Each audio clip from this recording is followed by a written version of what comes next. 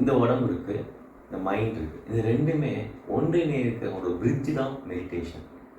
So நான் கண் வழியாக பார்க்குற இந்த உலகத்தையும் கண்ணை ஐ க்ளோஸ் பண்ணிவிட்டு உள்ளுக்குள்ள ஒரு உலகம் இருக்குது.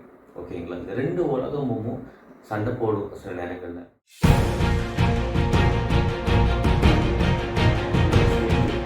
இது எல்லாத்தையும் கவனிக்கிறது தான் மெடிடேஷன். இது மாதிரி மெடிடேஷன் நிறைய உதாரணம் சொல்லிட்டே போகலாம். மெடிடேஷனுங்கிறது ஒரு வாட்ச்மேன் மாதிரி. இப்போ நான் இங்கே இருக்கேன், என் உடம்பை நான் கவனிச்சிட்டே இருப்பேன். இந்த உடம்பு இன்னொருத்தக்கூடது அப்படின்னு நினச்சிக்குவேன். என் மைண்ட் இன்னொருத்தக்கூடது நினச்சிக்குவேன். இவங்க 2 பேரும் என்ன பேசிக்கிட்டு இருக்காங்க, என்ன பண்ணிட்டு இருக்காங்கிறத நான் ஒரு வாட்ச்மேன் மாதிரி. இப்போ கம்பெனியில் வாட்ச்மேன் பார்த்துருப்பீங்களா, வரதை போகிற ஒரு இன் அவுட் என்ன பண்ணிகிட்டு இருக்காங்க அப்படிங்கிறத பார்த்துக்கிட்டே இருப்பேன்.